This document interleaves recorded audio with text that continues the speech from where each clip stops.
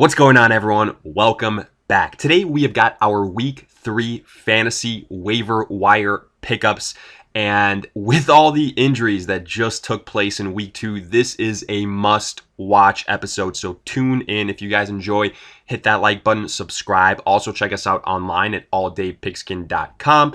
Join the newsletter, get access to some exclusive content, become a VIP for the season, and get season-long fantasy advice from yours truly. Also, give us a follow on Twitter at alldaypigskin to continue interacting with us throughout the week. But for now, let's get right into it. Before getting into it, I want to give you guys a quick word from our sponsors at Overlay Fantasy Sports, who are taking DFS to a whole nother level. Simply put, betting on the same old Team A versus Team B money line or spread picks can get a little bit stale, a little bit boring. So why not spice things up with the all-new matchup shop function that Overlay Fantasy Sports has to offer? Basically, it allows you to bet on individual player matchups heading into the next NFL games that are coming up. And if you don't want to focus on the NFL, no worries. Overlay Fantasy has multiple options from golf to MLB to NBA. But at the end, when it comes to this betting experience, it's tough to beat Overlay Fantasy because it allows you to make simple bets, but also if you want to stack them up on one bet slip and add multiple different options for a big time parlay, you can do the same. And it's not only for one matchup here. It's not just quarterback 1 versus quarterback 2. You can look at running back matchups, tight end matchups, wide receiver matchups as well. You get the picture. There are a lot of different possibilities. So do yourself a favor. All that homework you're doing to optimize your fantasy lineups, let's have that translate into getting some extra cash in your wallet. So check out Overlay Fantasy Sports and their all-new matchup shop. Starting off at quarterback, we begin with Justin Herbert of the LA Chargers. And unexpectedly so, Herbert got a last-minute start versus the Chiefs in week 2 as Tyrod Taylor was dealing with a chest injury. And he actually kept the Chargers competitive in a game that went into overtime. And now, heading into week 3, there is a great matchup on paper here versus this Carolina Panthers defense that has gotten absolutely dominated for these first 2 weeks. But the big storyline here is that now Tyrod Taylor is week to week with his chest injury, so he could very well miss week 3 in a game that's pretty winnable for the Chargers even without him. So with that being said, if Herbert starts yet again, sure, there might be an asterisk next to that. You'll have to track it as we go. He's got all the weapons that you could want offensively, and plain and simple, this team looks better with him under center. So for that reason, we like the matchup there. Next up, we have got Gardner Minshew, who we actually mentioned on this list last week as a bit of an early inclusion, since the Tennessee Titan matchup was a bit of a tougher one, even though he still had 339 yards, 3 touchdowns, and 2 interceptions this week. However, the big picture here is that now heading into week 3 and week 4, Minshew will face the Miami Dolphins and then the Cincinnati Bengals, aka 2 teams that defensively should not scare anybody. And for that reason, it's very realistic for Minshew to put together a stat line between 250, 300 yards with 2 to 3 touchdowns these next 2 weeks. Our third and final quarterback is Philip Rivers of the Indianapolis Colts, and definitely not as high on our list as the previous 2 guys mentioned. But if there was ever a game for Philip Rivers to get right, it would be in week 3 versus the New York Jets. The Jets are proving, like we expected, to be one of the worst teams in the league, whether it's offensively, defensively, it doesn't matter. They have gotten handled these last 2 weeks versus the 49ers and Garoppolo, and then the week before versus Josh Allen and the Bills. And Philip Rivers should be able to have a decent outing here versus the Jets. So for that reason, 250 to 300 yards with hopefully 2 to 3 touchdowns and not that many mistakes. That's what you're hoping for from Rivers in week 3. Getting to our running backs, this is where it gets interesting. And we start with the biggest name, no doubt about it, Mike Davis of the Carolina Panthers. Because Christian McCaffrey suffers an ankle injury towards the end of the game versus the Bucs, now expected to be out for between 4 to 6 weeks. And yes, let's address a couple of things. Mike Davis is not a Christian McCaffrey. This is not a Zeke and Tony Pollard situation. It's not a Dalvin Cook and Alexander Madison situation. Mike Davis probably is not an RB1 even with McCaffrey out. He's more so a high-end running back 2, and that'll be because of the targets and volume he gets as a pass catcher. So we do have a higher priority on him in PPR formats.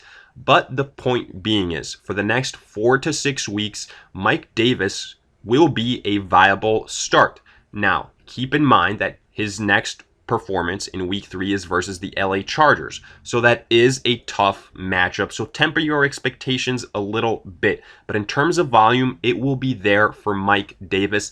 There really isn't anyone else behind him. So for that reason, he leads off this list as one of the main names to target after a week that saw so many running back injuries.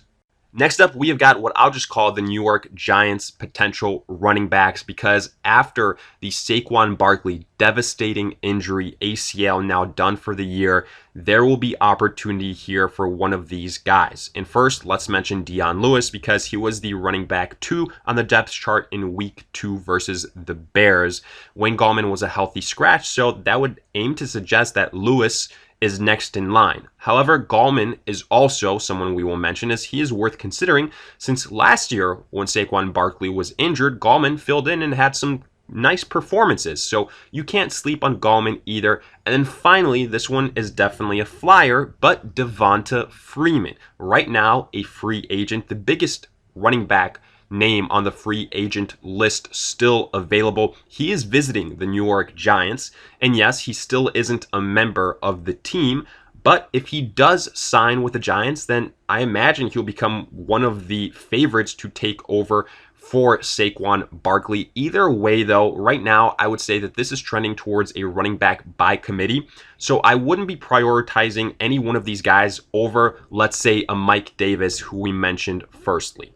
Continuing on, we've got Darrell Henderson of the LA Rams, who in week 2 had 12 rushes for 81 yards, a touchdown, and then also 2 catches for 40 yards. And here the big takeaway is an injury to Cam Akers that will open things up more so for Malcolm Brown, and here importantly, Darrell Henderson. Malcolm Brown was a waiver wire addition of last week, but now Darrell Henderson trending in the positive direction, and the Rams have said that they will go with a hot hand approach, and Henderson, most definitely after this last week, is the running back that is standing out for the Rams. He does have a tough matchup versus the Bills in week 3, but at this point in time, if there's any running back that we take a chance on, depending on the injury severity for Cam Akers, it would have to be Henderson.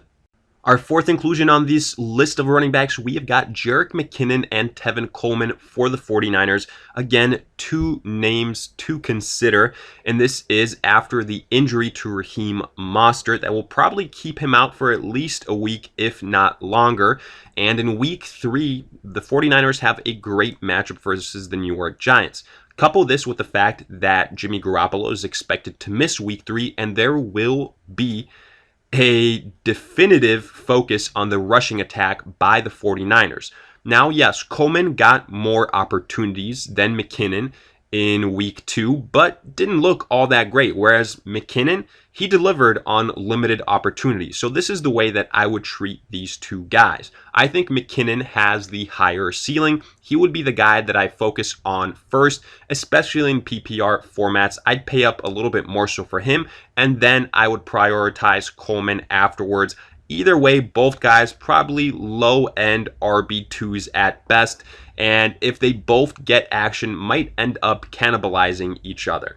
Switching over to wide receiver, we start with Keelan Cole of the Jacksonville Jaguars, who for the first 2 weeks has actually been the preferred wide receiver option for Gardner Minshew over someone like a DJ Chark. In week 2, he had 6 catches for 58 yards and a touchdown. Now, I'm not saying that Keelan Cole will become the wide receiver to own in Jacksonville, but why not capitalize on a nice stretch here from him, and especially when you consider that he's got the Miami Dolphins in week 3, so he could very well put together a high-end wide receiver 3 stat line, low-end wide receiver 2 stat line here in week 3, especially if you've been hit hard at the wide receiver position in terms of injuries.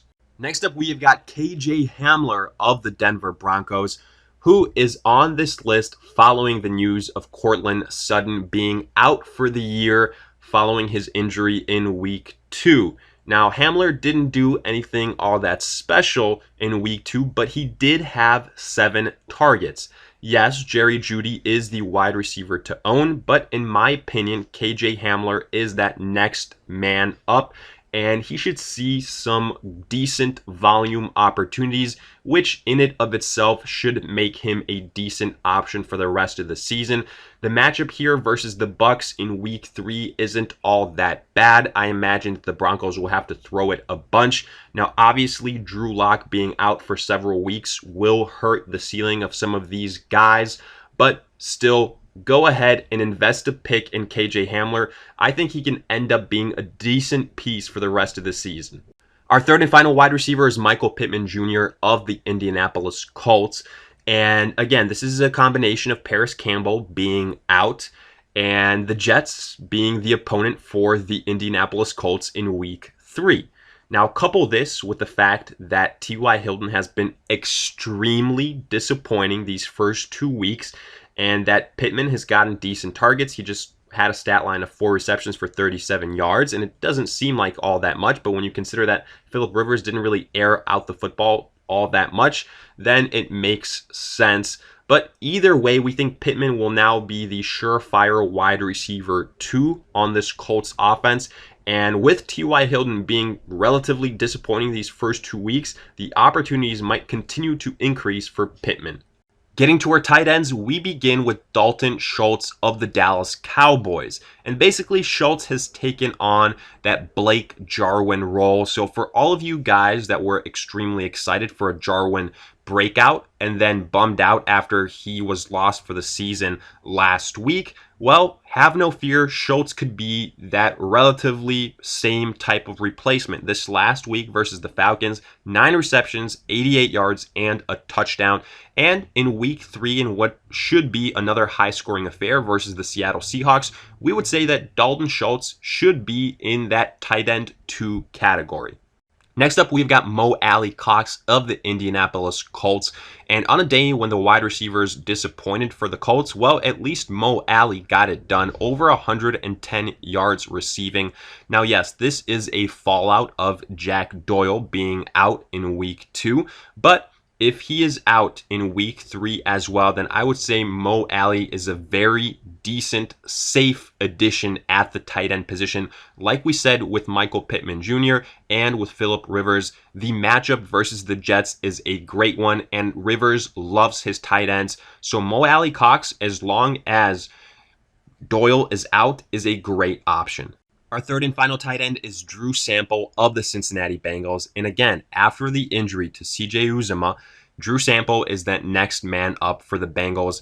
In week 2, he had 7 receptions for 45 yards, and with Joe Burrow being a young quarterback, the tight end position is very important for him as that safety blanket. And a week 3 matchup versus the Philadelphia Eagles is actually not all that bad on paper, as the Eagles have gotten burned by the tight ends so far this season. Week 1, it was Thomas. Week 2, it was Tyler Higbee absolutely exploding. And Drew Sample could be in for a pretty safe performance versus the Eagles in week 3. And finally, getting to our defenses, we begin with the LA Chargers. The Chargers right now are a great, maybe the top streaming defense to take a chance on in week 3 if they're available, because they face a Carolina Panthers team that will be without their unquestioned number 1 weapon offensively, Christian McCaffrey.